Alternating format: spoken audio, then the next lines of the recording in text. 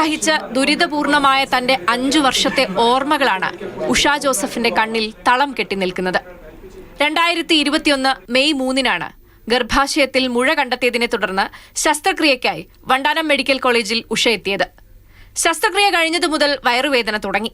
പല തവണ ചികിത്സ തേടിയെങ്കിലും മൂത്രത്തിൽ കല്ലാണെന്നായിരുന്നു നിഗമനം. മരുന്ന് കഴിച്ചിട്ടും വേദന കുറഞ്ഞില്ല. മൂത്രത്തിലൂടെ രക്തം വരാൻ തുടങ്ങി. ഏറെ ദുരിതം അനുഭവിച്ചാണ് കഴിഞ്ഞ 5 വർഷം ഉഷ കഴിഞ്ഞതെന്ന് ഭർത്തൃ സഹോദരി സോണി പറയുന്നു. ഇപ്പൊ പുള്ളിക്ക് പേടിയായിട്ട് വയറ്റിൽ ഇങ്ങനത്തെ സാധനം കിടക്കുന്നുള്ള പേടിയായിട്ട് അനിയത്തിയോട് വിളിച്ചു പറഞ്ഞ് അനിയത്തിയാണ് എല്ലാരെയും അറിയിച്ചത്. കഴിഞ്ഞ ദിവസം യൂറോളജി വിദഗ്ധനായ ഡോക്ടറുടെ നിർദ്ദേശപ്രകാരം നടത്തിയ എക്സ്റേ പരിശോധനയിലാണ് വയറ്റിൽ ശസ്ത്രക്രിയയ്ക്ക് ഉപയോഗിക്കുന്ന കത്രിക കണ്ടെത്തിയത്. നാസർ ഡോക്ടറുടെ വീട്ടിൽ ഞങ്ങൾ കൊണ്ട് കാണിച്ച ഈ മൂത്രത്തിൽ കൂടെ ബ്ലഡ് വരുന്ന കണ്ടുണ്ട്.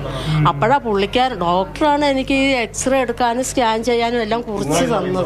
കത്രിക കണ്ടെത്തിയ ശേഷവും ഉഷയെ മെഡിക്കൽ കോളേജിൽ അഡ്മിറ്റ് ചെയ്തില്ല. 23-ന് വീണ്ടും വരാൻ നിർദ്ദേശിച്ച് മടക്കി അയച്ചു.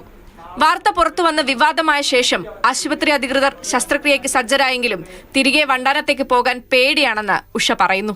പണിക്ക് പോകും, പണി ഇച്ചിരി ചെയ്യുമ്പോൾ അണയ്ക്കും. പിന്നെ നടുവേദനയുണ്ടോ ചില നേരത്തൊക്കെ, തൊഴിലുറപ്പിന് ചെല്ലുമ്പോഴൊക്കെ നടുവേദനയൊക്കെ കാണുമായിരുന്നു. അങ്ങനെയാണ് ഇന്നലെ രാത്രി ഉഷയെ അമൃത ആശുപത്രിയിൽ അതിവിദഗ്ധ ചികിത്സയ്ക്കായി എത്തിച്ചത്. കത്രികയുടെ സ്ഥാനം MRI സ്കാനിലൂടെ കണ്ടെത്തിയ ശേഷമാകും പുറത്തെടുക്കാനുള്ള ശസ്ത്രക്രിയയെക്കുറിച്ച് തീരുമാനിക്കുക എന്ന് അമൃതയിലെ ഡോക്ടർമാർ അറിയിച്ചു. അതേസമയം സംഭവത്തിൽ നിയമ നടപടി സ്വീകരിക്കുമെന്ന് ഉഷയുടെ മകൻ വ്യക്തമാക്കി.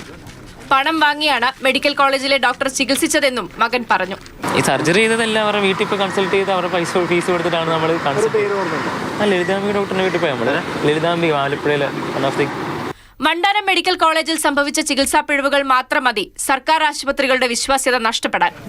പാവപ്പെട്ടവന്റെ ആശ്രയമായ ആതുരാലയങ്ങൾ എന്ത് വില കൊടുത്തും സംരക്ഷിക്കാൻ ആരോഗ്യവകുപ്പ് ഇനിയെങ്കിലും ഉണർന്നു പ്രവർത്തിക്കണം. ഉഷയടക്കം നിരവധി പേരുടെ അപേക്ഷയാണിത്. News desk, Mathrubhumi news.